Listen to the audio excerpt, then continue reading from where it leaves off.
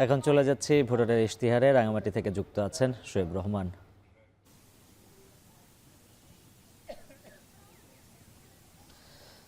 ধন্যবাদ আপনাকে। এখন টেলিভিশনের বিশেষ আয়োজন ভোটারের ইশতেহার অনুষ্ঠানে আজ আমরা পার্বত্য চট্টগ্রামের রাঙামাটি জেলা থেকে যুক্ত হয়েছি। আমাদের সঙ্গে বিভিন্ন দলের প্রতিনিধিরা উপস্থিত থাকবেন এবং আজ এই ভোটারের ইশতেহার অনুষ্ঠানে স্বাগত জানাচ্ছি আমি শোয়েব রহমান।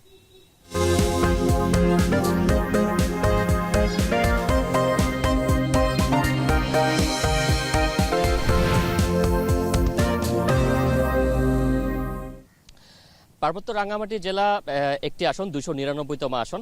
এই জেলার নানান রকমের সমস্যা যেমন রয়েছে, তেমনি নানান রকমের সম্ভাবনাও কিন্তু রয়েছে। এখানকার যে কাপ্তাই জলবিদ্যুৎ কেন্দ্র রয়েছে, এখানকার কাপ্তাই লেক রয়েছে, সেই লেক থেকে কিন্তু প্রতি বছরে 15 থেকে 20 কোটি টাকার রাজস্ব আহরণ করে সরকার। এবং এখানকার যে প্রাকৃতিক মাছ, সেটি কিন্তু সারা দেশে বেশ জনপ্রিয়, বিশেষ করে চট্টগ্রাম অঞ্চলে কিন্তু বেশ জনপ্রিয়। এখানকার কৃষির যে সম্ভাবনা রয়েছে, সেই সাথে কিন্তু বিশেষ কিছু অসুবিধা রয়েছে, বিশেষ করে যোগাযোগ, স্বাস্থ্যসহ নানান খাতে কিন্তু নানান ধরনের সমস্যায় জর্জরিত এই জনপদ।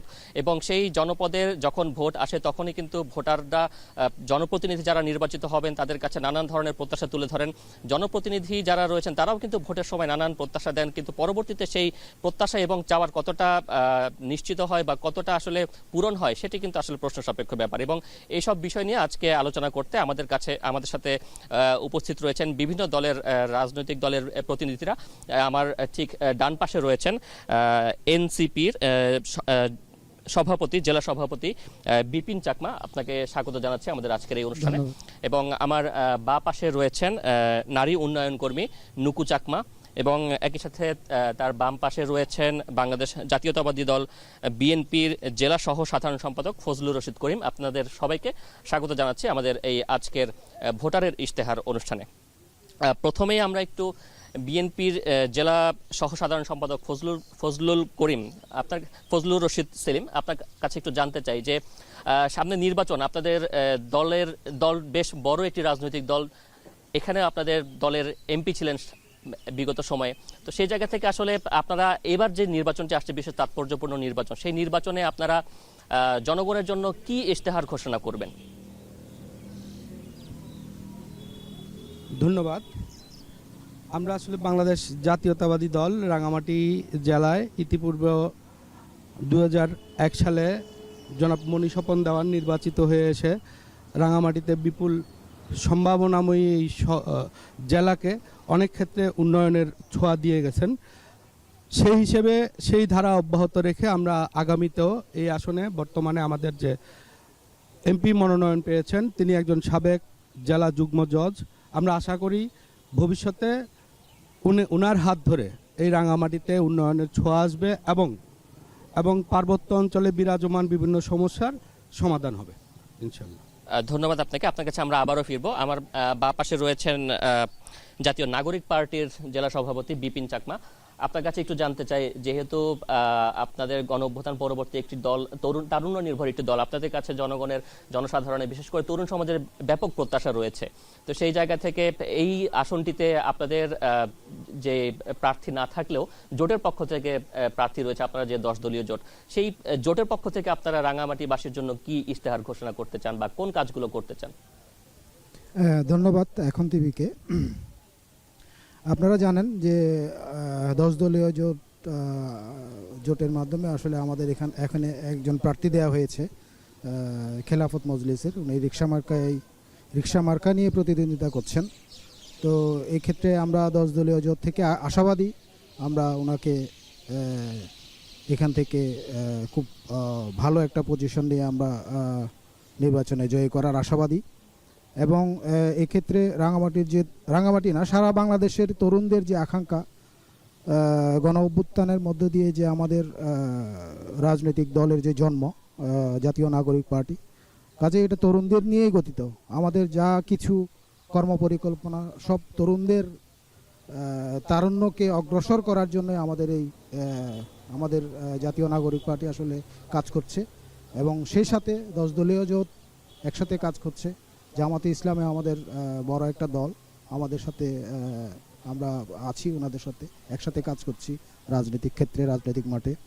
তো এক্ষেত্রে আমি বলবো রাঙামাটিতে আমাদের তরুণদের অনেক চাওয়ার আছে। এখানে বেকারত্বের হার বেশি, এখানে আপনার কর্ম পরিবেশ নাই, এমপ্লয়মেন্টটা নাই। আমরা যদি সরকার গঠন করার যদি আমাদের সুযোগ হয়ে থাকে, তাহলে আমরা তরুণদের রাঙামাটিতে অন্তত তরুণদের যাতে কর্ম পরিবেশ তৈরি করতে পারি, কর্ম পরিকল্পনা তৈরি করতে পারি, এবং কোনো তরুণ যাতে এখানে বেকার না থাকে সেই ব্যবস্থা আমরা করব। ধন্যবাদ। ধন্যবাদ আপনাকে। দর্শক, এরই মধ্যে আমাদের সাথে যুক্ত হয়েছেন বাংলাদেশের জামাতে ইসলামীর রাঙামাটি পার্বত্য জেলার সেক্রেটারি মোহাম্মদ মনসুরুল হক। মনসুরুল হক, আপনাকে স্বাগত জানাচ্ছি আমাদের আজকের এই ভোটারের ইশতেহার অনুষ্ঠানে। আপনার কাছে একটু জানতে চাই, 10 দলীয় জোটের নেতৃত্বে আপনারা রয়েছেন এবং পার্বত্য রাঙামাটির মতো একটি জেলায় আপনাদের কর্মপরিকল্পনাটা কেমন হবে এবং ভোটারদেরকে আকর্ষিত করতে ভোটারদের জন্য কি ধরনের ইশতেহার আপনারা দেবেন আপনাদের পক্ষ থেকে? আসলে ধন্যবাদ এখন টিভিকে। আমরা 10 দলীয় জোটের পক্ষ থেকে আমাদের এখানে বাংলাদেশ খেলাফত মজলিসের একজন প্রার্থী আবু বকর সিদ্দিককে মনোনয়ন দেওয়া হয়েছে, সমর্থন দেওয়া হয়েছে। আমরা যদি এই সরকার গঠন করতে পারে এবং রাঙামাটি পার্বত্য জেলায় যদি আমাদের সমর্থিত এমপি নির্বাচিত হতে পারে, আমাদের সবচেয়ে বেশি অগ্রাধিকার হবে বিগত জুলাই আগস্ট বিপ্লবে যে লক্ষ্য ছিল, যে টার্গেট ছিল, বৈষম্য দূর করা। সকল ক্ষেত্রে বৈষম্য দূর করাই হবে আমাদের মূল লক্ষ্য। সেক্ষেত্রে রাঙামাটি পার্বত্য জেলায় সকল সম্প্রদায়ের মানুষের অধিকার প্রতিষ্ঠা করা অন্যতম প্রধান লক্ষ্য হবে, এবং সকল সম্প্রদায়ের সকল মানুষের সাংবিধানিক নাগরিক অধিকার প্রতিষ্ঠা করা। এবং এই লক্ষ্যে এখানে কর্মসংস্থান সৃষ্টির লক্ষ্যে আমাদের যে কর্ণফুলী পেপার মিল রয়েছে এটাকে পুনরুজ্জীবিত করা, এবং কর্ণফুলী পেপার মিলকে কেন্দ্র করে চন্দ্রকোনাকে শিল্পবান্ধব এলাকা হিসেবে গড়ে তোলা আমাদের অন্যতম লক্ষ্য থাকবে, টার্গেট থাকবে। অর্থাৎ কর্মসংস্থান সৃষ্টি করার উপরে আপনারা জোর দিবেন, বিশেষ করে তরুণদের যাতে কর্মসংস্থান হয়। ধন্যবাদ আপনাকে। আপনার কাছে আমরা আবারও ফিরবো। আমার বাঁ পাশে রয়েছেন নারী উন্নয়ন কর্মী নুকু চাকমা। আপনার কাছে একটু জানতে চাই, স্বাভাবিকভাবেই আমরা যখন ইশতেহার বলি তখন সবচেয়ে গুরুত্বপূর্ণ বিষয়গুলোই কিন্তু আগে বলি। এরই মধ্যে 3টে রাজনৈতিক দলের প্রতিনিধিরা কিন্তু তাদের ইশতেহার দিয়েছেন। আপনার কি মনে হয় যে জনগণের চাওয়া পাওয়া সেসব ইশতেহারে প্রতিফলিত হয়েছে কিনা, এবং ইশতেহার তো প্রতি বছরই প্রতিবার নির্বাচন আসলেই দেওয়া হয়, সেই ইশতেহারগুলো আসলে কতটা বাস্তবায়িত হয় বলে মনে করছেন আপনি? ধন্যবাদ। আসলে হচ্ছে যে প্রতিবারই নির্বাচনের সময় বিভিন্ন দল থেকে তারা বিভিন্ন ধরনের ইশতেহার দেয়, কিন্তু আসলে যখন বাস্তবতা আসে, বাস্তবায়নের পর্যায়ে যায়, আমরা আসলে খুব বেশি এটার বাস্তবায়ন দেখতে পাই না। যেমন একটু আগে উনি বললেন যে এখানকার যে অধিবাসীদের নিরাপত্তা বা সাম্প্রদায়িক সম্প্রীতির যে কথা বলেছেন, যে আমরা সবাই জানি যে এখানে বিভিন্ন সম্প্রদায়ের লোকজনের বসবাস আছে, কিন্তু দেখা যায় যে খুব সামান্য ঘটনা থেকে এখানে বড় ধরনের সাম্প্রদায়িক দাঙ্গাগুলো হয়। কিন্তু আসলে যখন এই ঘটনাগুলো ঘটে যায় তখন আমরা কিন্তু দেখি না যে কোনো পক্ষ এগিয়ে এসে এটা সমাধানের জন্য উদ্যোগ নিচ্ছে। তো আমি প্রত্যাশা করব তারা যেহেতু ইশতেহারে এটা ঘোষণা করেছেন যে জননিরাপত্তার বিষয়টা যেন নিশ্চিত করে, এখানে যেন সর্বসাধারণ সব ধরনের জনগণের নিরাপত্তাটা নিশ্চিত হয় এবং খুব স্বাভাবিকভাবে তারা চলাফেরা করতে পারে। আপনি তো একজন নারী উন্নয়ন করবে এবং আমরা জানি যে পার্বত্য অঞ্চল যেগুলো রয়েছে, বিশেষ করে রাঙামাটি, খাগড়াছড়ি, বান্দরবান, সেখানে অর্থনীতিতে নারীদের একটি মুখ্য ভূমিকা থাকে। তো সেই জায়গা থেকে নারীদের এই অর্থনৈতিক ভূমিকাটাকে প্রাতিষ্ঠানিক রূপ দেওয়ার জন্য কোনো দল কি এখন পর্যন্ত ইশতেহারে দেওয়া প্রতিশ্রুতি বাস্তবায়ন করেছে বিগত সময়গুলোতে? সামনে করবে কিনা, কতটা আশাবাদী? আমি এখন পর্যন্ত সেভাবে দেখিনি, কিন্তু আমি চাই যে আগামীতে যে দলে নির্বাচিত হয়ে আসুক না কেন হচ্ছে যে নারীদের জন্য যেন বিশেষ একটা ব্যবস্থা নেয়। যেমন এখানকার অধিকাংশ নারীরা হচ্ছে যে কৃষিজীবী নারী, তারা হচ্ছে তাদের পণ্যগুলো এখানে হাট বাজারে, দিন বাজারে বিক্রি করে। দেখা যায় যে তারা যখন বাজারে বিক্রি করে আসলে বাজার ব্যবস্থাপনাটা ঠিক নেই, তারা অনেক দূর দূরান্ত থেকে পণ্যগুলো নিয়ে এসে হাট বাজারের আগের দিন থেকে সারা রাত ধরে উন্মুক্ত স্থানে থাকে।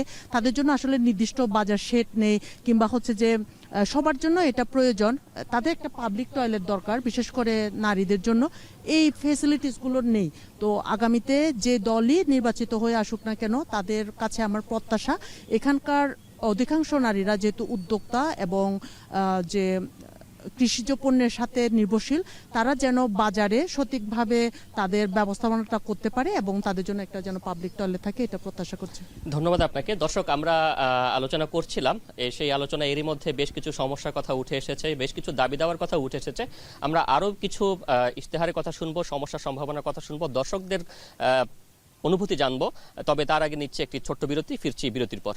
Amrapali fruit syrup, real magic in every drop.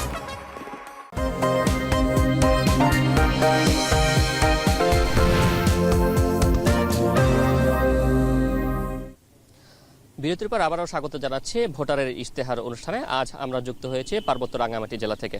এর মধ্যে দর্শক, আমরা বেশ কিছু বিষয় নিয়ে আলোচনা করেছি। এখানে রাজনৈতিক দলের প্রতিনিধি যারা রয়েছেন তাদের মাধ্যমে তাদের যে ইশতেহার, সেই ইশতেহারগুলোর ব্যাপারে আমরা জানলাম। সেই সাথে একজন নারী উন্নয়ন কর্মী, তিনি তার প্রত্যাশার কথা জানিয়েছেন। সেই সাথে বিগত সময়ে রাজনৈতিক দলগুলো নির্বাচনের পরে কী ধরনের আচরণ করেছে সেই বিষয়গুলো কিন্তু আমরা জেনেছি। এখন আমরা এই মুহূর্তে আমাদের সামনে কিছু দর্শক উপস্থিত রয়েছেন। আমরা সেই দর্শকদের অনুভূতি বা প্রত্যাশা জানতে চাই, বিশেষ করে যেহেতু এই ভোটাররাই আগামীতে ভোট দিয়ে তারা তাদের প্রতিনিধি নির্বাচিত করবেন এবং কি প্রত্যাশা নিয়ে তাদেরকে তারা ভোট দেবেন, এবং তাদের কাছে অর্থাৎ রাজনৈতিক দলগুলোর প্রতিনিধিদের কাছে কোনো প্রশ্ন আছে কিনা সেই বিষয়গুলো একটু জানতে চাইবো। আপনার কাছে একটু জানতে চাইবো যে সামনে নির্বাচন, এখানে বেশ কয়েকটি দলের প্রতিনিধি এবং নারী উন্নয়ন কর্মী উপস্থিত রয়েছেন, তারা বেশ কিছু কথা বলেছেন। আপনার কোনো প্রশ্ন আছে কিনা তাদের প্রতি? আসলে আচ্ছা, যাই হোক, ধন্যবাদ আমাকে কিছু বলার সুযোগ করে দেওয়ার জন্য। আমি মূলত এখানে দুটি প্রশ্ন করতে চাই এখানে যে দল আছে তাদের কাছে। প্রথমত, আমরা আসলে বাংলাদেশের প্রেক্ষাপটে হচ্ছে যে নারীরা তো অনেক পিছিয়ে আছে। সেক্ষেত্রে আমাদের সাধারণ নারীদের উন্নয়নে ওনারা আসলে কি ধরনের পরিকল্পনা করছেন আমি এটা জানতে চাই। এর পাশাপাশি হচ্ছে যে নারীদের অংশগ্রহণ, নারীদের নিরাপত্তা, দলীয়ভাবে নারীদের জন্য আসলে অংশগ্রহণের ক্ষেত্রে কি ধরনের পরিকল্পনা করছেন, আমি এই বিষয়গুলো নিয়ে ওনাদের কাছে জানতে চাই আর কি। আপনি কি স্পেসিফিক কোনো ব্যক্তির কাছে প্রশ্নটি করতে? এখানে যারা উপস্থিত আছেন সবার কাছে জানতে চাচ্ছি। ধন্যবাদ আপনাকে। আমরা আরো একজন দর্শকের অনুভূতি জানতে চাই বা তার প্রশ্ন কিংবা তার প্রত্যাশার কথা জানতে চাই। আমার এই পাশে একজন ভাই রয়েছেন, আপনার কাছে একটু জানতে চাইবো যে আসলে এখানে তারা যারা বিভিন্ন দল থেকে প্রতিনিধি এসেছেন তারা বিভিন্ন প্রতিশ্রুতি দিয়েছেন। নারী কর্মী যিনি রয়েছেন, নারী উন্নয়ন কর্মী, তিনিও বেশ কিছু অভিযোগের কথা বলেছেন। আপনার কোনো অভিযোগ বা প্রশ্ন রয়েছে কিনা ওনাদের কাছে? ধন্যবাদ।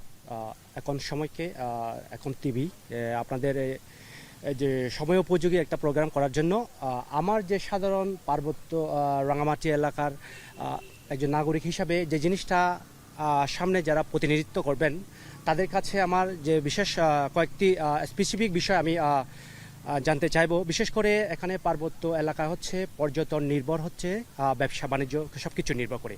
তো সেক্ষেত্রে যারা এখান থেকে ইলেক্টেড হবে তারা আমাদের পর্যটন ব্যবস্থা যাতে সুষম বন্টনটা হয় এবং কি পর্যটন ব্যবসার উন্নয়নের জন্য এবং কি শুধুমাত্র আমাদের লোকাল যে পর্যটনের জন্য যে রিলেটেড বিজনেসগুলো আছে তা না, এর সাথে ইন্টারন্যাশনালি যাতে আমরা এটাকে বিজনেস হাব করতে পারি সে বিষয়ে তাদের অগ্রণী ভূমিকাটা কীরকম থাকবে সেটা আমার প্রশ্ন। আর দ্বিতীয়ত হচ্ছে এখানকার পার্বত্য এলাকার সবচেয়ে নাজুক অবস্থা আমাদের শিক্ষা ব্যবস্থাটা। তো শিক্ষা ব্যবস্থা উন্নয়নের জন্য কোয়ালিটি এডুকেশনটা যদি আমরা প্রপার প্রাইমারি লেভেল থেকে যদি আমরা এটাকে ডেভেলপ করতে চাই, যদি আমরা আমাদের পার্বত্য এলাকার সর্বসাধারণের জন্য আমরা শিক্ষা ব্যবস্থাটা সুষম শিক্ষা ব্যবস্থা যদি করতে চাই, সেক্ষেত্রে আমাদের অত্যন্ত অঞ্চলে যারা যে প্রত্যন্ত অঞ্চলগুলো যেগুলো আছে যেগুলো হচ্ছে কমিউনিকেশন খুবই রূঢ় অবস্থা, যেখান থেকে হয়তো আপনাকে সকালে আসলে বিকালে আপনি যেতে হবে। এবং অর্থাৎ আপনি শিক্ষা, স্বাস্থ্য এবং যোগাযোগ তিনটি বিষয়কে একসাথে যোগ করতে চাইছেন। যেহেতু বিজনেস একটা এখানে রিলেটেড আছে, পর্যটন এবং ব্যবসার সম্ভাবনা। ধন্যবাদ আপনাকে। আপনার বিষয়গুলো নিয়ে আমরা এখানে যারা বিভিন্ন রাজনৈতিক দলের যারা প্রতিনিধি হিসেবে এসেছেন তাদের কাছে আমরা জানতে চাইবো এই বিষয়গুলো। দর্শকরা খুব গুরুত্বপূর্ণ বেশ কিছু বিষয় নিয়ে উপস্থাপন করেছেন। আমরা প্রথমেই বিএনপির সহসাধারণ সম্পাদক ফজলুর রশিদ সেলিম, আপনার কাছে জানতে চাই, একজন প্রশ্ন করেছেন যে দলে নারীদের ভূমিকা বা নারীদের অংশগ্রহণ, সেই সাথে নির্বাচিত হলে নারীদের অধিকার রক্ষায় আপনারা কিভাবে কাজ করবেন, সুনির্দিষ্ট রোডম্যাপটা আসলে কি? আসলে সুনির্দিষ্টভাবে বাংলাদেশ জাতীয়তাবাদী দল কেন্দ্রীয়ভাবে সর্বাগ্রে সবচেয়ে সর্বোচ্চ অগ্রাধিকার দিয়ে এবার যে বিষয়টিকে নির্বাচনের পূর্ববর্তী আমাদের ম্যানিফেস্টো থেকে সমস্ত এরিয়া এনেছেন, সেটা হলো নারীদের উন্নয়নে স্বাবলম্বী পরিবার গঠনে নারীদেরকে মুখ্য ভূমিকায় নিয়ে আসার জন্য ফ্যামিলি কার্ড প্রণয়নের মাধ্যমে একটা পরিবারকে মাসিক 2 থেকে 2,500 টাকার একটা আর্থিক সহায়তা প্রদান করা হবে, যেটাতে চাল, ডাল, তেল উনি সেটা তো মালামাল তিনি নিতে একটা পারবেন। অনুদান পাবেন। তিনি জানতে চাইছিলেন কর্মসংস্থানের মাধ্যমে নারীকে মূলধারার অর্থনীতিতে ফিরিয়ে আনার ক্ষেত্রে ভূমিকাটা কি হবে আসলে? হ্যাঁ, সেই সর্বপ্রথমেই আপনি মূলধারায় আনার জন্য অবশ্যই প্রথমে তাকে স্বাবলম্বী করতে হবে। একটা পরিবারকে স্বাবলম্বী করার জন্য সর্বাগ্রে আমরা ফ্যামিলি কার্ড প্রণয়নের মাধ্যমে নারীদের প্রাথমিক যে অবস্থাটা সেখান থেকে উত্তরণ ঘটিয়ে অবশ্যই নারীদের উন্নয়নে বিএনপি সর্বাগ্রে সবচেয়ে বেশি সর্বোচ্চ গুরুত্ব দিয়ে এই সেক্টরটাকে দেখবেন। ধন্যবাদ আপনাকে। আমরা একটু জামাতে ইসলামের যিনি প্রতিনিধি রয়েছেন মনসুরুল হক, আপনার কাছে একটু জানতে চাই যে নারীদের নিরাপদ কর্মসংস্থান এবং সেই সাথে অর্থনীতিতে নারীদের সংশ্লিষ্টতা গড়ে তুলতে কি ধরনের ভূমিকা রাখবেন আপনারা? ধন্যবাদ। নারীদেরকে দেশের উন্নয়নে সম্পৃক্ত করার লক্ষ্যে জামাত জোট যদি আগামী দিন ক্ষমতায় আসতে পারে, প্রধান লক্ষ্য হবে নারীদের শিক্ষার হার বাড়ানো এবং নারীদেরকে কর্মসংস্থানমুখী শিক্ষার হার বাড়ানো। যখনই নারীরা কর্মসংস্থানমুখী শিক্ষা অর্জন করতে পারবে, তখন নারীরা দেশের সার্বিক উন্নয়নে এবং সামাজিক উন্নয়নে তারা ভূমিকা রাখতে পারবে। জামাত এবং 10 দলীয় জোটের অন্যতম লক্ষ্য হবে যে নারীদেরকে দেশের সার্বিক উন্নয়নে এবং সার্বিক সামাজিক উন্নয়নে তাদেরকে সম্পৃক্ত করা। ধন্যবাদ। যে তিনি আরেকটি প্রশ্ন করেছিলেন যে দলগুলোতে নারীদের অংশগ্রহণ নিশ্চিত করা, সেটি আপনারা করেছেন কি? জি ধন্যবাদ।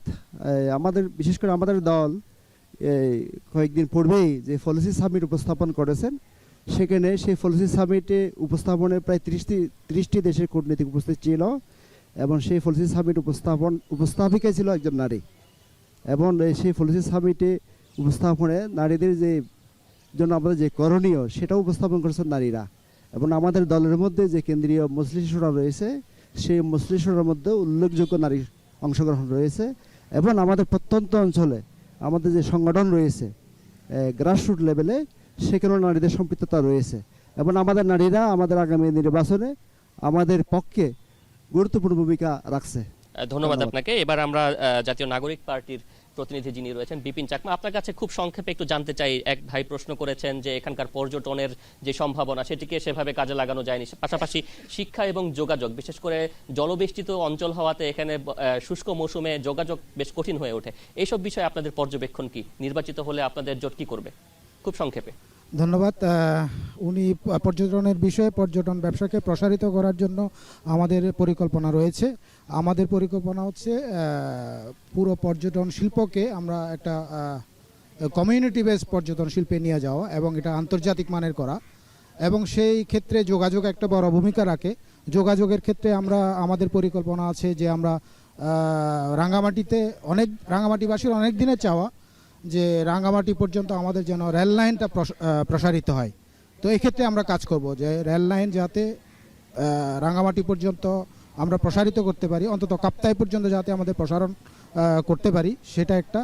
আর যোগাযোগের ক্ষেত্রে আমরা আরেকটা ভূমিকা রাখবো, সেটা হচ্ছে 3 পার্বত্য জেলার মধ্যে কোনো একটা জায়গায় আমরা যেন একটা এয়ারপোর্ট করতে পারি, বিমানবন্দর যেন করতে পারি আমরা 3 পার্বত্য জেলার মধ্যে। এটা আমরা করব যোগাযোগের ক্ষেত্রে। যোগাযোগের ক্ষেত্রে যখন এই বিচ্ছিন্নতাগুলো কেটে যাবে, অটোমেটিক্যালি আমার মনে হয় যে পর্যটন শিল্পে ভূমিকা রাখবে। ধন্যবাদ আপনাকে। আমরা নারী উন্নয়ন কর্মী যিনি আমাদের সাথে রয়েছেন নুকু চাকমা, আপনার কাছে একটু জানতে চাই, আপনি প্রত্যেকের আলোচনাটাই শুনলেন, দর্শক যারা রয়েছেন একজন নারী একজন পুরুষ, তারাও তাদের প্রত্যাশা কথাগুলো বললেন। আসলে দিন শেষে এই প্রত্যাশাগুলো কতটা বাস্তবায়িত হয় এবং এবার একটা পরিবর্তিত পরিস্থিতিতে নির্বাচন হচ্ছে, কতটা আশাবাদী হতে পারছেন আপনারা রাজনৈতিক দলগুলোর কার্যক্রমের মাধ্যমে?